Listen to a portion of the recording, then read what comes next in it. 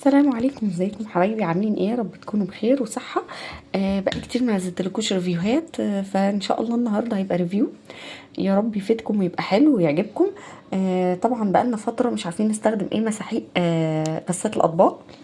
مساحيق كتير دلوقتي ما بقناش قادرين نجيبها، يا اما انها غليت قوي يا اما ان هي منقطعه. فالحقيقه انا لقيت المسحوق ده وجربته وقلت افيدكم معايا تستفيدوا معايا بيه. لانه بصراحه سعره حلو جدا، وبالنسبة لمستوى نظافته كمان يعني ممكن اقول ان هو بينظف بنسبة 60%.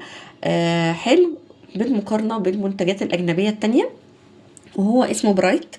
3 في 1. بصوا، جل منظف لإزالة الشحوم وملمع ومساعد شطف وبديل كمان للملح، يعني هو زي القرص كده. طبعا مش عايزه يعني مش عايزاكم تنسوا ان احنا كده كده يا جماعه بنحط الزيت وبنحط الملح في الغساله لو طلبت. ما بنهملش ابدا الموضوع ده، لما اللمبه بتنور ان هي طالبه ملح او زيت بنحطه. ايا كان انت بتستخدمي الحاجات اللي زي دي اللي بيقولك 3 في 1 او ايا كان، لازم الغساله لما تطلب ملح او زيت حطي عشان تحافظي على غسالتك اطول فتره ممكن. تمام. المسحوق ده 600 ملي، 660 ملي من ماي واي. بريحة الليمون بس، يعني هو في الغسيل الريحة مش بتطلع قوي زي بعض المنتجات. ومش بتلزق في المواعين ولا بتخلي المواعين ريحتها صابون. لا، بتبقى يعني ريحة النظافة موجودة، بس مش الريحة اللي بتلزق في المواعين. طبعا اللي عندها غسالة اطباق واستخدمت قبل كده اقراص وكده فهماني. فده سعره ب120 جنيه. تقدري تجيبيه من ماي واي، طبعا كلنا عارفين ماي واي. تقدري تطلبيه من اي وكيلة.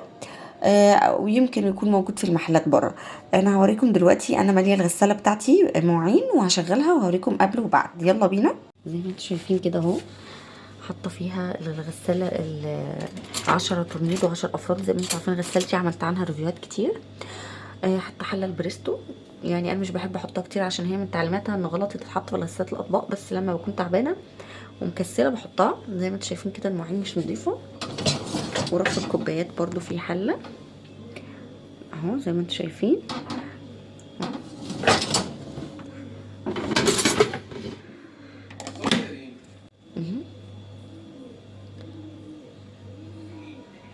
ممكن بقى على حسب كمية المواعين بتاعتك كمان قد ايه هي مش نظيفة، بتملي الدرج نصه او كله اهو. ونشغلها على البرنامج المعتاد بتاعنا.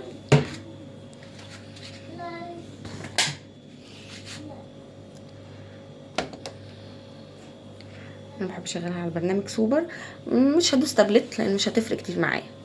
يعني بصوا الغسالة طالبة هنا عندي زيت وملح، لازم نحط لها اهو. بصوا يا حبايبي، الغسالة خلصت.